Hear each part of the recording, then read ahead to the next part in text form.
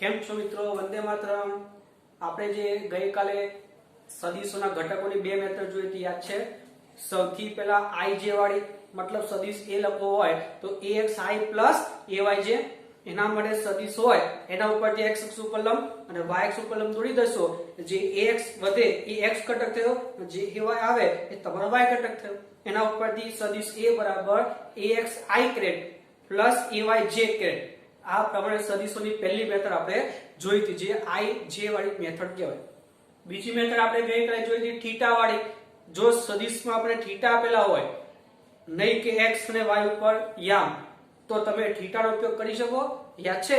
એનો એ સદિશ હોય તો x ઘટક શું લખાય? એ cos થીટા અને y ઘટક શું લખાય? એ sin થીટા. પણ એના માટે આપણે ચોખ્ખી એક વાત કરી હતી, સ્પષ્ટ વાત કરી હતી કે હંમેશા સદિશ જો x અક્ષ સાથે ખૂણો બનાવે તો x અક્ષમાં આવે cos ઘટક અને y અક્ષમાં આવે sin ઘટક. એ જ પ્રમાણે જો સદિશ y અક્ષમાં થીટા બનાવે તો y અક્ષમાં એ cos થીટા અને x અક્ષમાં એ sin થીટા લખવું પડે. એનો મતલબ ઇન શોર્ટ એવું યાદ રાખી શકીએ કે સદિશે જે અક્ષ સાથે ખૂણો બનાવેલો હોય, જે અક્ષ સાથે ખૂણો બનાવેલો હોય, એક ઘટક આવશે cos અને બીજો આવશે sin. તો આ બે મેથડ આપણે જોઈ હતી.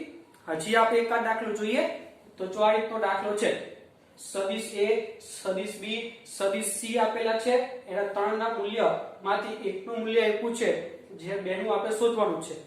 તો રકમ લખેલી છે કે આકૃતિમાં આપેલ ત્રણ સદિશોનો સરવાળો શૂન્ય થતો હોય તો સદિશો b અને c ના મૂલ્ય શોધો. આ ત્રણેય સદિશોનો તમે સરવાળો કરો તો જે પરિણામી સદિશ મળે ને, r સદિશ, એ શૂન્ય છે એવું કીધું છે. તો b અને c ના મૂલ્ય શોધવાના છે. મિત્રો યાદ રાખજો, જો પરિણામી સદિશ શૂન્ય હોય, મતલબ સદિશ r બરાબર 0 હોય, એનો મતલબ સદિશ r નો x ઘટક પર શૂન્ય થયો અને સદિશ r નો y ઘટક પર શૂન્ય થયો. તમને યાદ છે? લાસ્ટ લેક્ચરમાં આપણે જોયું હતું. બધાના આપણે x ઘટક લખ્યા હતા, બધાના y ઘટક લખ્યા હતા. પછી એના ઉપરથી આપણે rx બરાબર ax + bx કર્યું હતું. x ઘટકનો સરવાળો તો પરિણામીનો x ઘટક અને y ઘટકનો સરવાળો તો પરિણામીનો y ઘટક ry મળ્યો હતો. એના ઉપરથી આપણે સદિશ r લખતા હતા. એ જ વસ્તુ છે. સદિશ r જ 0 છે, એનો મતલબ સદિશ r નો x ઘટક rx પણ 0 જ હોવો જોઈએ અને સદિશ r નો y ઘટક ry પણ કેવો હોવો જોઈએ? 0 જ હોવો જોઈએ. તો ગણીએ આપણે. સૌથી પહેલા ઘટકો લખી દેવાના. હવે ઘટકોમાં ખાસ કાળજી, સદિશ a લખીએ. x છે, લાસ્ટ લેક્ચરમાં આપણે છેલ્લા દાખલામાં જોયું હતું અને મેં કીધું હતું કે જો કોઈ સદિશ ખાલી એક જ અક્ષમાં હોય, ક્યાં તો ખાલી x અક્ષમાં, ક્યાં તો ખાલી y અક્ષમાં, તો એ જે અક્ષમાં હોય એ જ ઘટક એનો મળશે. જો સદિશ એ x અક્ષમાં ખાલી હોય તો ખાલી x ઘટક મળે અને y ઘટક 0 લખાય. અને જો સદિશ y અક્ષમાં હોય તો ખાલી ym મળે અને xm 0 મળે. પાછું x અક્ષમાં હોય તો એ x અક્ષનો ઘટક થાય કેટલો? એ સદિશના મૂલ્ય જેટલો. અને જો સદિશ y અક્ષમાં હોય તો ખાલી ym મળે, એ ym પાછો કેટલો? એના મૂલ્ય જેટલો. તો એનો ઉપયોગ આપણે કરીએ. અહીંયા જો સદિશ એ કઈ બાજુ છે? નીચે તરફ, એટલે માઈનસ લેવું પડશે આપણે. અને કઈ અક્ષમાં છે? માત્ર y અક્ષમાં. તો xm 0 તો ax બરાબર 0 અને ay બરાબર એ ym આવે કેટલો? એના મૂલ્ય જેટલો. અને સદિશ એનું મૂલ્ય જો કેટલો આપ્યું છે? 5 મીટર. તો ym થઈ ગયો -5, કારણ કે નીચે તરફ જાય છે. આમ ઇન શોર્ટ તમે શોર્ટકટમાં યાદ રાખો કે સદિશ જે અક્ષમાં હોય, ખાલી એક જ અક્ષમાં હોય તો એનો ઘટક મળે, બસ. બીજો ઘટક 0. અહીંયા y અક્ષમાં છે તો y ઘટક મળે, x ઘટક 0. પછી નિશાની દિશા જોવાની પાછી. કઈ બાજુ સદિશ છે? નીચે તરફ હોય તો માઈનસ લેવું, ઉપર તરફ હોય તો પ્લસ લેવું. એ જ પ્રમાણે જો x અક્ષમાં હોય તો આ બાજુ હોય તો પ્લસ આવે, આ બાજુ હોય તો માઈનસ. એ તમને ખબર જ છે, બરોબર? તો આ થઈ ગયું સદિશ એનો x ઘટક 0 અને y ઘટક થયો -5. આવું સદિશ b જો. હવે વિચારો, સદિશ b નો કયો ઘટક મળશે આપણને? x ઘટક મળશે કે y ઘટક? સદિશ b x અક્ષમાં છે ખાલી? યસ, સદિશ b x અક્ષમાં છે, એનો મતલબ ખાલી x ઘટક મળે, ym એનો 0 લખી શકીએ આપણે. તો સદિશ b નો x ઘટક પાછો કેટલો? આપણને મૂલ્ય નથી કીધું, શોધવાનું કીધું છે. તો ધારી લઈએ સદિશ b નું મૂલ્ય b ધારી લઈએ, ખાલી b ને આપણને ખબર છે કોઈ પણ સદિશનું મૂલ્ય તમે માનાંકમાં પણ લખી શકો અથવા ખાલી અક્ષરથી પણ લખી શકો. તો સદિશનું મૂલ્ય હું b લખું છું, માનાંકમાં b ની જગ્યાએ ખાલી b લખું, બરોબર. અને વાયમ આવશે 0 કારણ કે x અક્ષમાં જ છે સદિશ, એટલે જો સદિશ x અક્ષમાં હોય તો ખાલી એક્સએમ મળે, વાયમ 0. અને એક્સએમ પાછો કેટલો? એના મૂલ્ય જેટલો, પણ મૂલ્ય આપણે શોધવાનું છે એટલે ધાલીએ આપણે b જ, તો એની જગ્યાએ b લખી દઈએ એટલે એક્સએમ b થઈ ગયો, વાયમ 0 થઈ ગયો. હવે c ઘટ સદિશમાં ખાસ સમજવાનું છે. હવે સદિશ c છે આ બાજુ. હવે સમજો હો, તમે સદિશોનું વિભાજન જોઈ ગયા હતા. મારે આ સદિશ c પરિણામી સદિશ તરીકે જોઈએ છે, તો મારી પાસે બે ઘટકો હોવા જોઈએ ના. તો એ બે ઘટક કયા કયા આવશે?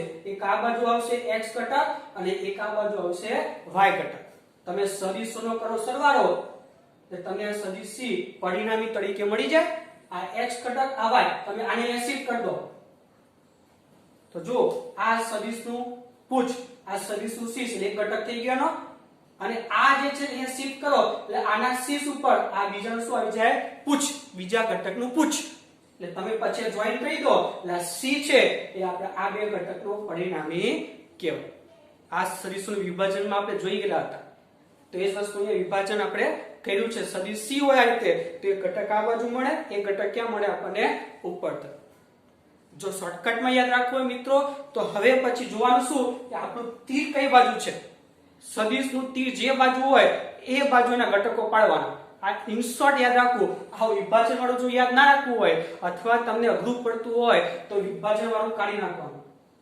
તમને જો ના ખબર પડતી હોય તો ઇનશોર્ટ ખાલી યાદ શું રાખવાનું કે ભાઈ સદિશનું તીર કઈ બાજુ છે? જે બાજુ સદિશનું તીર હોય એ બાજુના ઘટકો પાડી દેવાના. તો સદિશ આપણા બાજુ છે તો એક ઘટક આ બાજુ, એક ઘટક આવશે ઉપર.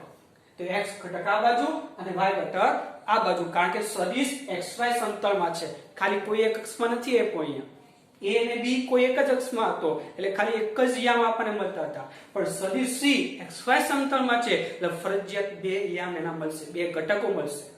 તો સદિશ આ બાજુ છે તો એક ઘટક આ બાજુ, એક ઘટક ઉપર. જો સદિશ આમ હોય, આ સદિશ આપેલો હોય તો એક ઘટક આ બાજુ, એક ઘટક નીચે. જો આમ આપેલું હોય તો એક ઘટક આ બાજુ, એક ઘટક આ બાજુ. પાછું પ્લસ માઈનસ જો આપણો જે સદિશ છે એમાં x ઘટક આ બાજુ છે મતલબ માઈનસ આવશે x ઘટક, અને y ઘટક ઉપર તરફ છે મતલબ y ઘટક પ્લસ માં આવશે. અને એ જ પ્રમાણે જો આ સદિશ હોય તો એક ઘટક આ બાજુ ને એક ઘટક આ બાજુ, કારણ કે તીર આ બાજુ છે તો એક ઘટક આ બાજુ, એક ઘટક આ બાજુ. તો જો આ પણ માઈનસ આવશે x ઘટક અને y ઘટક પણ કેવો આવે? માઈનસ. જો આ બાજુ સદિશ હોય તો એ પ્રમાણે જો સદિશ મારો આ બાજુ હોય, આ બાજુ મને આપ્યો હોત તો મારો સદિશની તીર આ બાજુ છે ને, તો એક તીર આ બાજુ આવશે, બીજું તીર આ બાજુ આવશે. મતલબ જે બાજુ સદિશનું તીર હોય એ બાજુના બે ઘટકો પાડી દેવા. તો આ બાજુ તીર છે તો એક આ x ઘટક અને આ y ઘટક. x ઘટક x અક્ષ ઉપર દોરવાનો, y ઘટક y અક્ષ ઉપર દોરવાનો. તો આ બાજુ તીર છે તો x અક્ષ આ બાજુ આવશે અને નીચે તરફ જાય છે y અક્ષ. તો તમે જોઈ શકો છો આનો x ઘટક આ બાજુ મતલબ પ્લસ અને y ઘટક ક્યાં આવશે? નીચે મતલબ માઈનસ. અને જો આવું જ કોઈ સદિશ આપણે અહીંયા આપેલો હોય, આ બાજુ આપેલો હોય તો તમે જોઈ શકો છો તીર છે આ બાજુ તો x ઘટક આ બાજુ આવશે અને y ઘટક આવશે ઉપર તરફ. એનો મતલબ આ પણ પ્લસ થશે અને ઉપર છે તે પણ પ્લસ થશે. એટલે ઇન શોર્ટ તમારે યાદ વિભાજન થી રાખવાનું. તમારે જો ઇન શોર્ટ સિમ્પલ બનાવવો હોય દાખલો તો ખાલી યાદ શું રાખવાનું કે મારા સદિશનું તીર કઈ બાજુ છે. જે બાજુ સદિશનું તીર હોય એ બાજુના બે ઘટક પાડી દેવાના. આ બાજુ તો આ બાજુ, આમ હોય સદિશ તો આમ હોય સદિશ તો x અને y, અને આ બાજુ હોય તો આ બાજુ પાડી દેવા બે ઘટક. બે ઘટક પડી જાય પછી પ્લસ માઈનસ જોઈ લેવું અને જે અક્ષમાં થીટા હોય તે cos લેવાનું. તો જો આ સદિશના બે ઘટક, એક ઘટક આ બાજુ આપણો x ઘટક થયો અને આ c નો કયો ઘટક થયો? y. તો ખૂણો કોની સાથે બન્યો છે? x અક્ષ સાથે. cos આવશે x અક્ષમાં. તો જો x ઘટક શું થયો? માઈનસ, કારણ કે આ બાજુ છે -c cos 45 અને c ની કિંમત, c નું મૂલ્ય આપણે શોધવાનું છે એટલે મેં ધાર લીધું c અને c નું એકમ લખશે cos 45 એટલે 1/√2 એટલે -c/√2. એવો જ આવશે y ઉપર તરફ છે પ્લસ આવશે તો c sin 45 અને c નું મૂલ્ય આપણે c ધાર્યું છે તો c ની જગ્યાએ c sin 45 એટલે 1/√2. આ રીતે આ ઘટકો લખવા બહુ જ અગત્યના છે. એકવાર ઘટકો લખાઈ ગયા પછી તમને જેનો ઉપયોગ કીધો છે એનો કરો શૂન્ય, મતલબ r બરાબર a સદિશ પ્લસ b સદિશ પ્લસ c સદિશ બરાબર 0. જો r જ 0 હોય એનો મતલબ આના બે ઘટકો rx અને ry એ પણ શું થાય 0. તો યાદ છે rx આપણે કહેતા શોધતા ત્રણેયના x ઘટકનો સરવાળો બરાબર rx, તો x bx cx બરાબર 0. કારણ કે સદિશ r જ 0 કીધું છે, પરિણામી સદિશ 0 કીધું છે, તેનો x ઘટક પર 0 થાય, પરિણામીનો અને પરિણામીનો y ઘટક પર 0 થાય, તો x ઘટક બરાબર 0. હવે ax bx cx ની કિંમત મૂકી દો તો ax એટલે 0, bx એટલે b અને cx એટલે -c/√2 બરાબર 0. આ માઈનસ પેલી બાદ જાય એટલે પ્લસ, તો સમીકરણ એક બની ગયું b બરાબર c/√2. આવો તમે ym પણ 0 લખી શકો કારણ કે સદિશ જ 0 હોય તો xm પણ 0 અને ym પણ 0 જ થાય. તો શું લખાય ry બરાબર ay plus by plus cy બરાબર 0. તો ay ની કિંમત -5, by બરાબર 0 અને cy બરાબર c/√2 બરાબર 0. આ -5 પેલી બાદ લઈ જાઓ અને c ને કરતા બનાવી દો એટલે c મળી ગયું 5√2, મતલબ એક મૂલ્ય મળી ગયું 5√2 મીટર. હવે શોધવું છે b, તો સમીકરણ 1 માં c ની કિંમત મૂકી દઈએ આપણે. c જગ્યાએ 5√2 છેદમાં √2 તો છે, આ √2 કેન્સલ થઈ જાય તો વધે ખાલી b બરાબર 5 મીટર. એટલે મિત્રો ઘટકો પાડવા બહુ ઈઝી છે, ખાલી તમને ખબર શું પડવી જોઈએ કે કયા દિશામાં મારે ઘટકો લેવા. તો તીર જે બાજુ હોય એ બાજુ બે ઘટકો પાડી દેવા અને જે અક્ષમાં થીટા હોય ત્યાં cos ઘટક લેવો, એટલું યાદ રાખવું. અને પ્લસ માઈનસ નિશાન તમને ખબર પડવી જોઈએ. આ રીતે આપણે કોઈ પણ સદિશોનો ઘટક પાડવા હોય તો આપણે બે મેથડ જોઈ છે, બરોબર? બે મેથડ આ નોટમાં લખી શકો તમે. સૌથી પહેલી ઘટક કઈ axi ayj, મતલબ તમને આ સદિશ આપેલો હોય અને એનું મૂલ્ય યામ આપેલા હોય, x અક્ષ ઉપર 1 2 3 4, y અક્ષ ઉપર 1 2 3 4 આવા યામ આપેલા હોય તો પહેલી મેથડ હતી જેમાં આપણે x અક્ષ ઉપર લંબ કરીએ એટલે આપણને x ઘટક, આ x અક્ષ ઉપર લંબ કર્યો એટલે આ થઈ ગયો મારો x ઘટક ax, અને y અક્ષ ઉપર લંબ કર્યો તો આ થઈ ગયો મારો y ઘટક ay. તો લખી શકું ax બરાબર 3 અને ay બરાબર 2. તો મારો સદિશ શું લખી શકો 3i + 2j. આ થઈ ગઈ પહેલી, પણ એમાં યામ આપેલા હોવા જોઈએ. તો પહેલી મેથડ તમે કરી શકો. અને બીજી મેથડ હમણાં જોઈએ આપણે થીટા વાળી. કોઈ પણ સદિશનો x ઘટક જો સદિશે x અક્ષ સાથે ખૂણો બનાવ્યો હોય તો ax બરાબર a cos θ અને ay બરાબર a sin θ. મેં અહીંયા ધાર્યું છે કે સદિશે x અક્ષ સાથે ખૂણો બનાવેલો છે. ખબર પડી? દાખલા તરીકે આપણી પાસે બે સદિશ છે, સદિશ a અને સદિશ b. સદિશ a નું મૂલ્ય 10 છે અને θ sin x અક્ષ સાથે, અને સદિશ b નું મૂલ્ય 2 છે, બરોબર? તો તમારે ઘટક લખવા હોય તો આપણને ખબર પડી ગઈ કે મારું તીર આ બાજુ છે, તો મેં હમણાં જ કીધું તીર જે બાજુ હોય એ બાજુને બે ઘટક પાડવા. તો આ બાજુ તીર હોય તો કઈ બાજુ પડશે? ઓબ્વિયસલી આ બાજુ કે પડવા નથી, આ બાજુ પાડવા પડે. એક આ બાજુ કે આવે નીચે, તો આનો x ઘટક થઈ ગયો આ બાજુ એટલે y ઘટક થઈ ગયો નીચે, અને ax આ બાજુ છે એટલે પ્લસ અને y નીચે તરફ છે તો માઈનસ આવશે. અને થીટા x અક્ષ સાથે બનેલો છે, મતલબ ax બરાબર a cos 60 અને ay બરાબર -a sin 60 થાય. તો જો ax બરાબર a cos 60, a ની કિંમત 10, cos 60 એટલે 1/2 તો થઈ ગયું 5. s પ્રમાણે y ઘટક -a sin 60 -10 sin 60 એટલે √3/2 તો -5√3. આ ઘટકો a ના પાડ્યા. અને b સદિશ તો ખાલી x અક્ષ ઉપર છે. જો આ બાજુને માઈનસ તો આવશે પણ ખાલી x અક્ષ ઉપર છે તો ખાલી x ઘટક મળે અને y ઘટક તો 0. અને x ઘટક કેટલો પાછો? તો જેટલું મૂલ્ય હોય એટલો, એટલે -2 કારણ કે આ બાજુ છે એટલે, અને ym એનો 0. તો આ થઈ ઘટકોની પહેલી મેથડ, આ ઘટકોની બીજી મેથડ. બંને મેથડ IMP છે, બહુ જ અગત્યની છે. આ સદિશોનો ઘટકો વાળી નો જે ઉપયોગ છે એ તો ભવિષ્યમાં ઘણી વખત આવશે. એટલે ઘટકોની બંને મેથડ બરોબર સમજી વિચારીને મગજમાં ફિટ કરી દેજો, કારણ કે બહુ જ અગત્યનું છે. આ રીત તો તમને આવડી જશે. આવી રીતનો એક દાખલો હોમવર્કમાં તમને આપું છું. જો સદિશ A, સદિશ B, સદિશ C ત્રણના મૂલ્ય મેં આપેલા છે. તમારે આપેલા ત્રણ સદિશનો પરિણામી સદિશનું મૂલ્ય શોધવાનું છે. સૌથી પહેલા ત્રણના ઘટકો લખવાના. હવે ઘટકો તમને આવડવા જોઈએ. સદિશ A આ બાજુ છે ખાલી x અક્ષમાં, એટલે કયો ઘટક આવશે? ખાલી x ઘટક આવશે. સદિશ B છે નીચે તરફ y અક્ષમાં, તો સદિશ B ખાલી કયો અક્ષ આવશે? એનો કયો ઘટક આવશે? માત્ર y ઘટક. એટલે સદિશ A નો x ઘટક અને y ઘટક 0, સદિશ B નો x ઘટક 0 અને y ઘટક માઈનસમાં આવશે એના મૂલ્ય જેટલો. મૂલ્ય આપ્યા જ છે મેં. એટલે સદિશ A નો x ઘટક એના મૂલ્ય જેટલો, y ઘટક 0, સદિશ B નો x ઘટક 0, y ઘટક માઈનસ ના મૂલ્ય જેટલો. હવે સદિશ C જો આ બાજુ એક પૂછે મેં t, સદિશ નો મતલબ એક સદિશનો ઘટક આ બાજુ પડે, એ ક્યાં પડે? નીચે તરફ. બંને માઈનસમાં આવશે કારણ કે આ બાજુ બી x ઘટક માઈનસ અને આ બાજુ y ઘટક પણ માઈનસ. અને થીટા x અક્ષમાં બન્યો છે તો x યામ આવશે cx બરાબર -c cos 45 અને y યામ આવશે -c sin 45. c નું મૂલ્ય આપેલું છે. એ સાદુરૂપ આપજો એટલે તમને a ના બે ઘટક, b ના બે ઘટક, c ના બે ઘટક મળી જશે. પછી પરિણામી સદિશ શોધવો હોય તો આ રીતનો ઉપયોગ કરજો. પહેલા પરિણામી સદિશનો x ઘટક શોધવાનો, ax bx cx નો સરવાળો કરીને. એ જ પ્રમાણે પરિણામી સદિશનો y ઘટક શોધી લેજો, ry બરાબર ay by cy કરીને. અને પછી સદિશ r બરાબર તમને ખબર જ છે, લખતા આવડે જ છે, સદિશ r બરાબર rx ઘટકનો i અને ry જે છે પ્લસ જે લખી દેવાનું અને પછી મૂલ્ય વર્ગમૂળમાં ઘટકોના વર્ગોનો સરવાળો. તો વર્ગમૂળમાં rx નો વર્ગ પ્લસ ry નો વર્ગ સાદુરૂપ આપી દેજો એટલે જવાબ તમને √17 મળી જશે. બરોબર.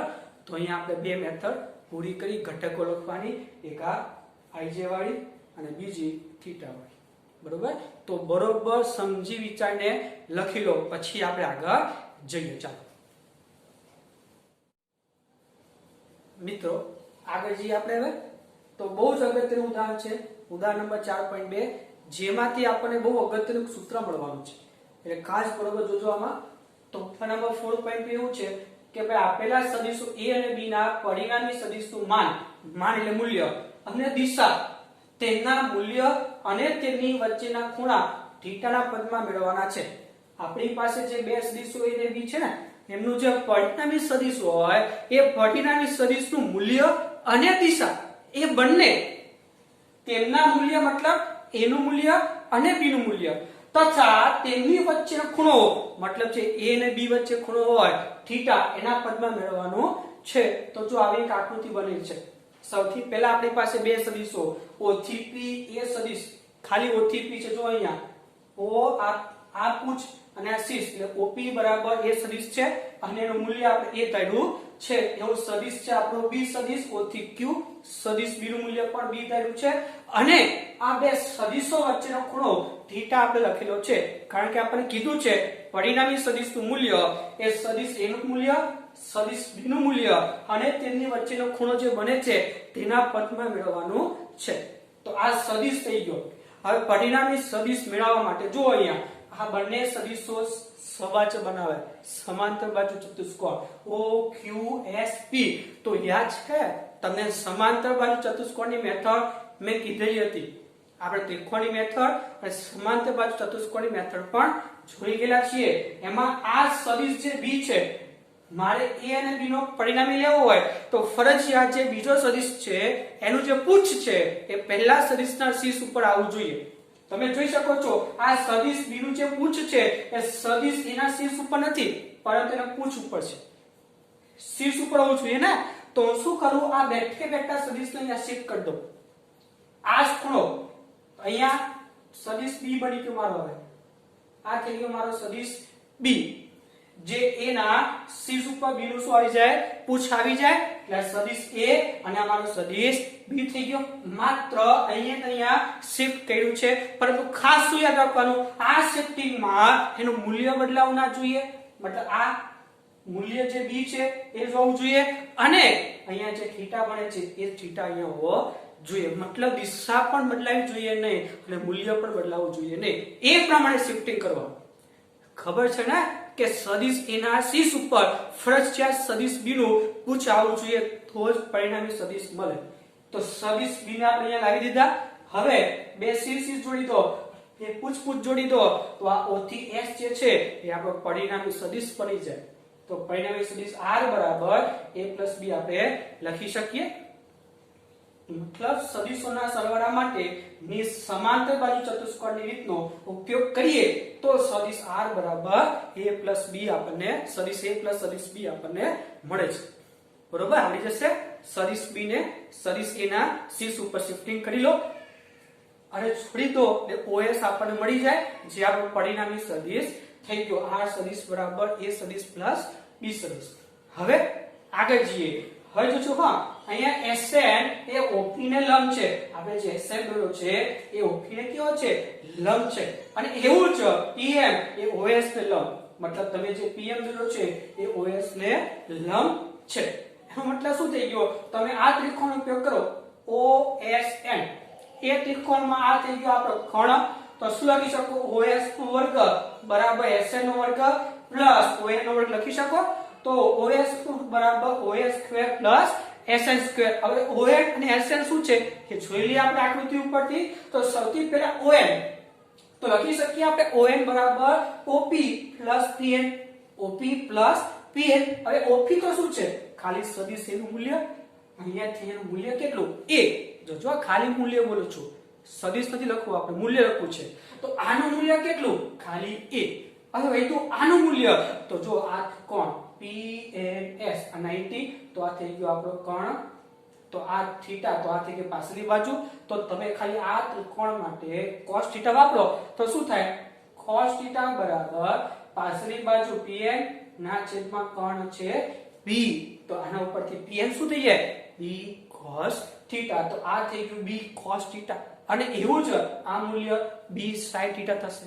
તો આપણે આ જોઈએ છે અત્યારે. તો આ થઈ ગયું A અને આ થઈ ગયું B cos થીટા. તો શું લખી શકો?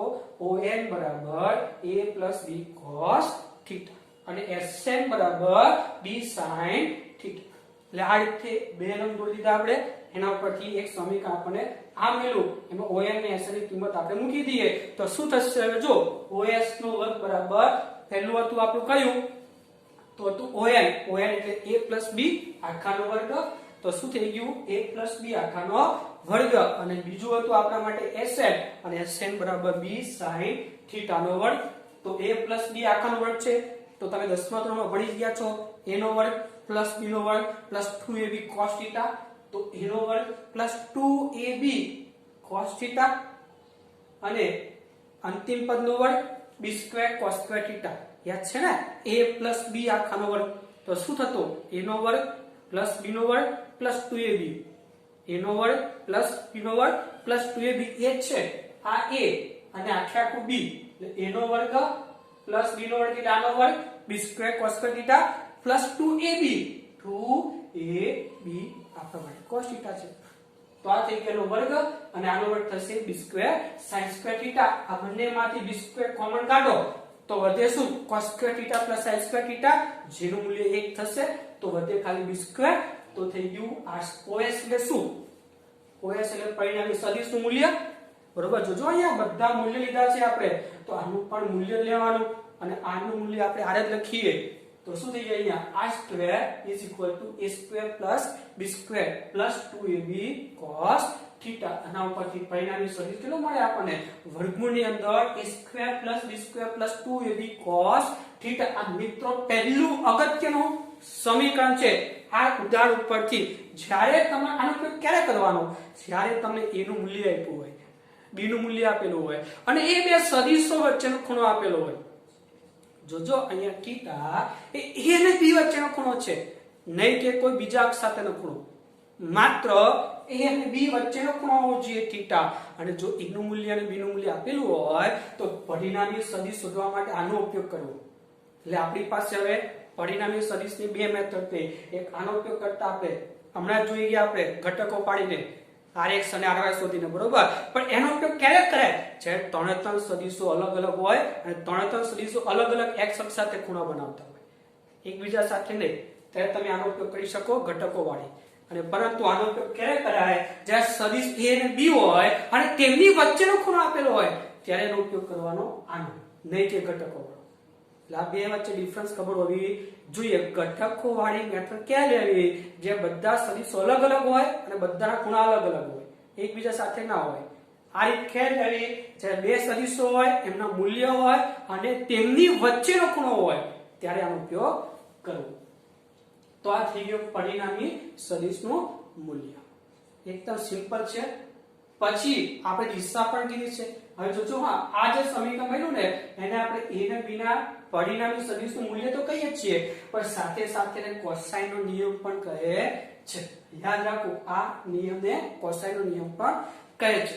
હવે પરિણામી સદિશે આપણે જે ખૂણો બનાવ્યો છે એ પણ જોવો પડશે. તો ધ્યાનથી જો, આ પરિણામી સદિશે આપણે એને x અક્ષ ધારીએ તો એની સાથે કેટલા અંશનો ખૂણો બનાવ્યો છે? આલ્ફા. તો આલ્ફા પણ શોધવું પડશે. એના માટે આ ત્રિકોણ લઈએ OSN. તો આકૃતિ ઉપર ત્રિકોણ OSN માં tan આલ્ફા સામેની બાજુ છેદમાં પાછળની બાજુ, સામેની બાજુ SN અને પાછળની બાજુ ON, SN છેદમાં ON. પરંતુ ON એટલે શું? OP plus PN. OP એટલે શું હતું? A અને PN એટલે શું હતું? B cos થીટા છેદમાં B cos થીટા અને SN શું છે? B sin theta. આ B cos થીટા નું છે, બરોબર. એ જ રીતે અહીંયા આનો ઉપયોગ કરશો તો આપણને sin થીટા મળી જશે સામેની બાજુ છેદમાં કર્ણ B, એટલે B sin થીટા મળે છે. તેનો ઉપયોગ કરતો. તો આ થયું સૂત્ર આપણું કોનું? પરિણામી સદિશની દિશા શોધવાનું છે. આપણે કીધું તો પરિણામી સદિશનું મૂલ્ય એટલે આ, દિશા એટલે આનો ઉપયોગ કરવાનો છે. હવે આનો ઉપયોગ ક્યારે કરવો? આ ખાસ જોવાનું આકૃતિ ઉપરથી કે જ્યારે પરિણામી સદિશે મારે કોઈ સદિશ સાથે ખૂણો બનાવ્યો હોય. તમે જોઈ શકો આપણો સદિશ x અક્ષ ઉપર જ છે. તો આપણા જે પરિણામી સદિશ છે એ સદિશ સાથે ખૂણો બનાવ્યો છે આલ્ફા, એ શોધવાનું સૂત્ર છે. તો આ જ રીતે જ્યારે રકમમાં ચોખ્ખું કીધું હોય, શબ્દ સાંભળજો, ચોખ્ખું કીધું હોય પરિણામી સદિશે કોઈ સદિશ સાથે ખૂણો બનાવ્યો છે અને ખૂણો શોધો ત્યારે જ આનો ઉપયોગ કરવો, બાકી કરવો નહીં. ફરીથી, પરિણામી સદિશે કોઈ પણ સદિશ સાથે, એ હોય કે બી હોય, પણ એની સાથે સદિશ સાથે ખૂણો બનાવ્યો હોય ત્યારે જ આનો ઉપયોગ કરવો. પરિણામી સદિશે કોઈ સદિશ સાથે ખૂણો બનાવ્યો હોય ત્યારે જ ઉપયોગ કરવો, બરોબર. તો આ બે સૂત્ર બહુ જ અગત્યના છે.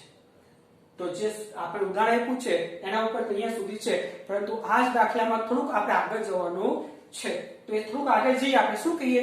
તો ત્રિકોણ OSN, ત્રિકોણ OSN માં SN બરાબર શું થયું? તો SN બરાબર OS sin આલ્ફા. તો જો આ ત્રિકોણની વાત કરીએ છીએ તો sin આલ્ફા બરાબર સામેની બાજુ છેદમાં કર્ણ, એના ઉપરથી r sin આલ્ફા આપણને શું મળી જાય? SN મળી જાય. કરી જુઓ, sin આલ્ફા બરાબર SN છેદમાં r, આ છેદ સામે જવા દો તો SN બરાબર r sin આલ્ફા થઈ જાય. એ જ પ્રમાણે આ ત્રિકોણ કયો?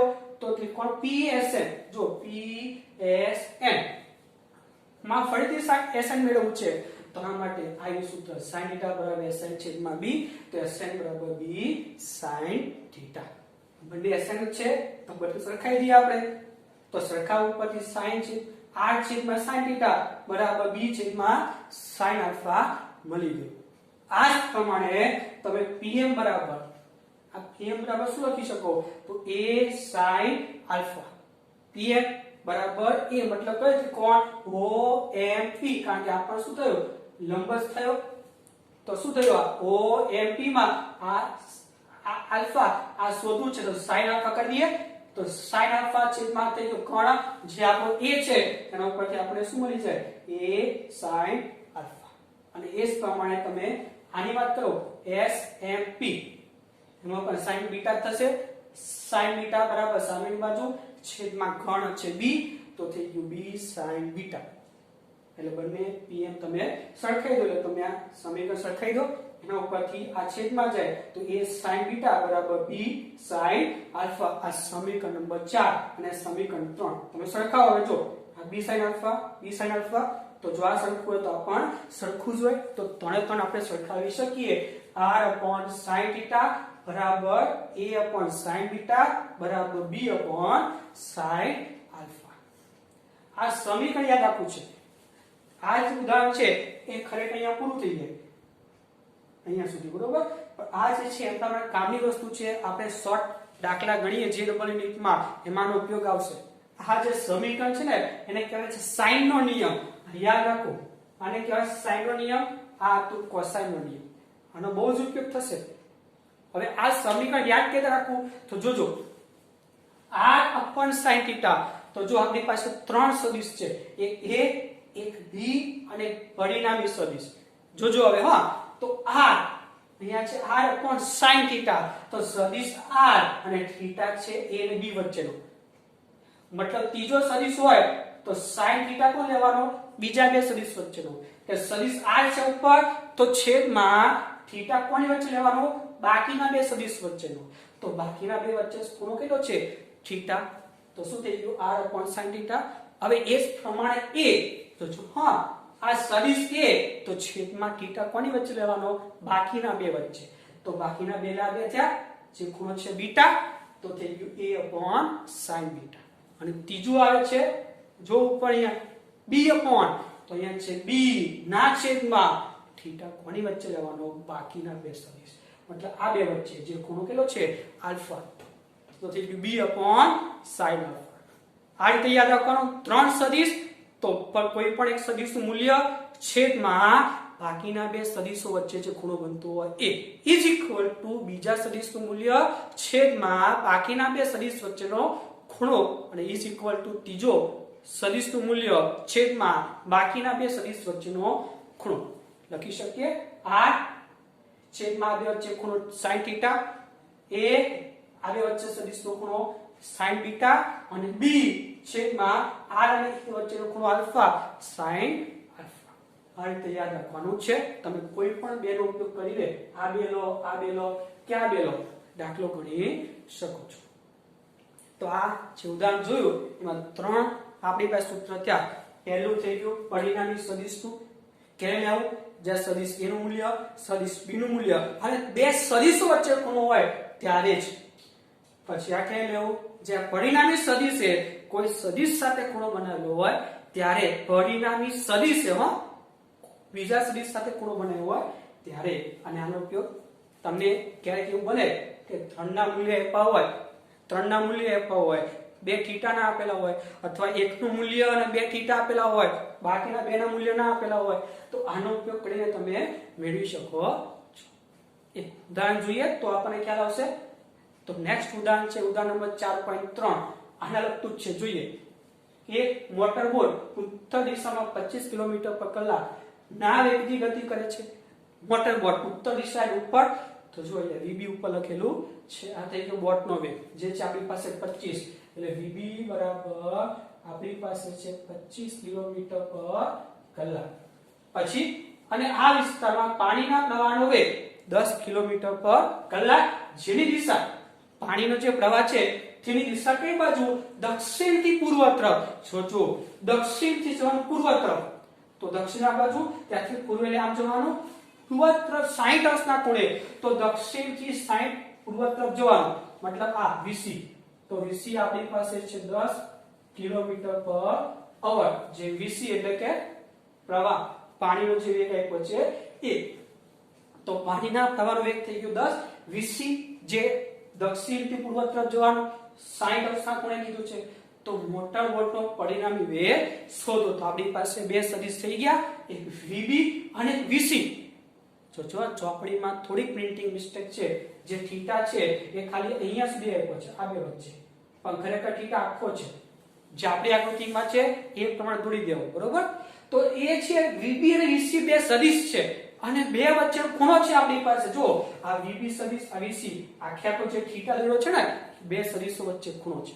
તો આપણી પાસે બેના મૂલ્ય છે અને આકૃતિ ઉપરથી તેમનો ખૂણો પણ મળી જાય. કારણ કે આ છે 60, જો અહીંયા આટલો છે 60. તમે જો આખે આખો કેટલો થાય? 180 થાય. તો 180 માંથી આ 60 બાદ કરો એટલે થીટા કેટલો થઈ ગયો આપણો? 120 થઈ ગયો. તો આપણી પાસે થીટા 120 થઈ ગયો. તો આપણી પાસે બે સદિશના મૂલ્ય અને તેમની વચ્ચેનો ખૂણો છે અને શોધવું છે પરિણામી સદિશનું મૂલ્ય. તો કયું સૂત્ર લઈશું આપણે? આ લઈશું. જ્યારે બે સદિશના મૂલ્ય હોય અને તેમની વચ્ચે ખૂણો હોય ત્યારે પરિણામી સદિશનું મૂલ્ય શોધવા માટે આ સૂત્ર લેવાનું, વર્ગમૂળમાં a² + b² + 2ab cos θ, જ્યાં a એટલે આપણા માટે vb, b એટલે આપણા માટે vc અને θ છે 120 cos 120. હવે આપણી પાસે કોષ્ટકમાં 30, 45, 60, 90 ની કિંમત છે, 120 નથી. તો આપણે આગળ સેકન્ડ ચેપ્ટરમાં ભણી ગયા છીએ થીટા કન્વર્ઝનમાં, તો 120 ને આપણે 90 + 30 લખી શકીએ. 90 + 30, તો 90 + 30 એટલે 90 એટલે cos નું થઈ જાય 60, બરોબર. cos નું શું થઈ જાય 60 અને sin 30 થઈ જાય.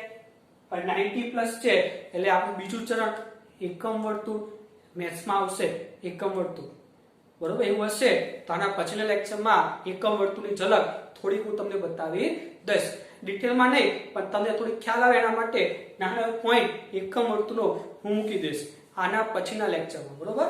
ત્યાં તમને ખબર પડી જશે કે 90 + 30 એટલે થાય બીજું ચરણ, બીજા ચરણમાં cos થાય માઈનસ, અહીંયા આવી જશે માઈનસ, તો a નો વર્ગ એટલે કે vb નો વર્ગ જે છે 25, b નો વર્ગ એટલે vc નો વર્ગ 10 + 2vb vc 25 10 અને આ થશે માઈનસ cos 30 એટલે માઈનસ sin 30, કારણ કે 90 છે ને એટલે cos નું sin માં રૂપાંતર થઈ જાય. એના પછીના લેક્ચરમાં તમને ખ્યાલ આવશે. તો આ થશે sin 30 ની કિંમત 1/2, બે કેન્સલ, બાદબાકી કરો સાદું પાડશો એટલે જવાબ તમને મળશે 21.8 km/h. આની ચિંતા હમણાં નહીં કરો, આના પછીના લેક્ચરમાં હું એકમ વર્તુળ તમને થોડુંક સમજાવી દઈશ એટલે ખ્યાલ આવી જશે તમને, બરોબર.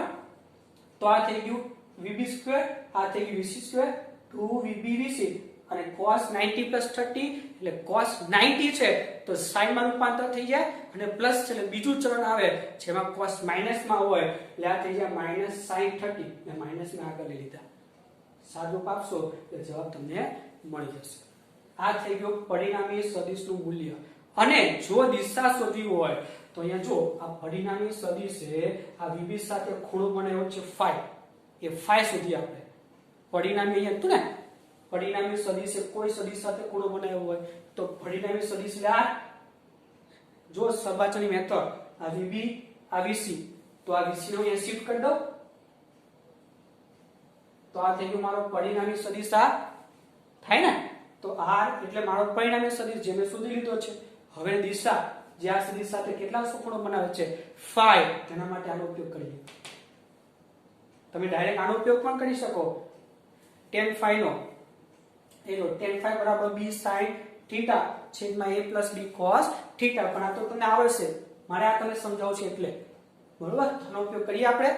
તો જો આપણી પાસે sin નો શું થાય જોજો ધ્યાનથી, તો સૌથી પહેલા સદિશ r આના ઉપયોગથી કરીએ તો સદિશ r અને બાકીના બે સદિશ વચ્ચેનો ખૂણો, તો સદિશ r ના છેદમાં બાકીના બે વચ્ચે ખૂણો કેટલો છે θ, તો થાય શું r છેદમાં sin θ = vc, vc બરાબર બાકીના બે સદિશ કયા તો r અને vb, તેમના વચ્ચે ખૂણો છે phi, તો શું થશે r છેદમાં sin θ = vc છેદમાં sin phi. અને જો ત્રીજું લેવું હોય હજી તો vb ના છેદમાં બે વચ્ચેનો ખૂણો, બરોબર, આટલો ખૂણો બને, હવે લખી શકો phi θ - phi, પણ એની જરૂર પડવાની નથી, ખાલી આ બે ઉપરથી જ આપણને મળી જશે. તો શું થાય r છેદમાં sin θ, તો r છે 21.8 અને sin θ 120 = vc, vc એટલે આપણા માટે છે 10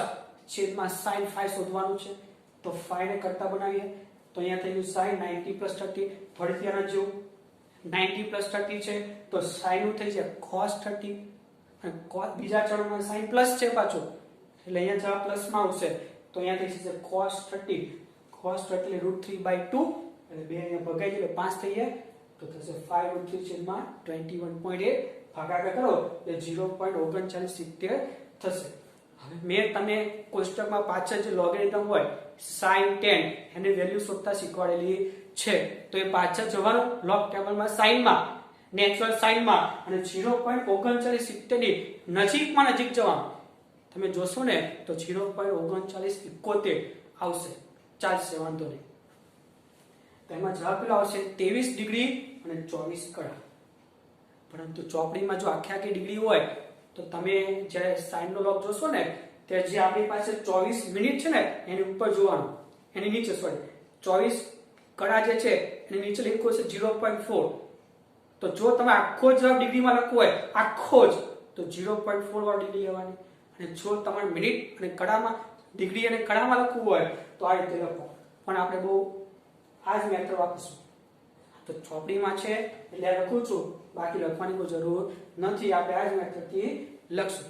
જો આખો ડિગ્રીમાં જવાબ જોઈએ તો આ રીતે અલગ અલગ નહીં, તો પછી 24 કડાની નીચે જે 0.4 છે એનો ઉપયોગ કરવાનો. તો 23 ડિગ્રી અને 0.4 મતલબ શું થઈ ગયું? 23.4 ડિગ્રી. આખો જવાબ ડિગ્રીમાં થયો. પણ જો ડિગ્રી અને કડામાં લખવું હોય તો આ રીતે લખી શકાય. આપણે એ જ રીતે લખશું. ખબર પડી હવે? તો આ બે સૂત્ર ખાસ છે, પરિણામી સદિશ શોધવાનો અને પરિણામી સદિશ કોઈ બીજા સદિશ સાથે ખૂણો બનાવ્યો હોય તો. અને જ્યારે આપણે આનો ઉપયોગ બહુ જ અગત્યનો છે મિત્રો, એકદમ શોર્ટકટમાં દાખલા થઈ જાય જેડબલ્યુ નીટમાં, જેને કહેવાય છે સાઈનનો રૂલ્સ. 3 સદિશ હોય તો કોઈ એક સદિશનું મૂલ્ય છેદમાં બાકીના બે સદિશ વચ્ચેનો ખૂણો લઈને સાઈન લઈ લેવાનો, બીજાનું મૂલ્ય છેદમાં બાકીના બેનો વચ્ચેનો ખૂણો, અને ત્રીજાનું મૂલ્ય અને છેદમાં બાકીના બે વચ્ચેનો ખૂણો. આ ખાસ જોવાનું. બાકીના આના સિવાયના જે સદિશ હોય એમના વચ્ચે ખૂણો હોવો જોઈએ. હવે તમે બરોબર ધ્યાનથી સમજી વિચારે લખી લો, કારણ કે આ જે સૂત્ર છે એનો ઉપયોગ બહુ જ આવવાનો છે. થિયરી બહુ ઉપયોગમાં એટલી નહીં આવે, પણ દાખલા બહુ જ અગત્યના છે, એનો ઉપયોગ આપણે કરશું. એટલે બરોબર વિચારીને લખો તમે.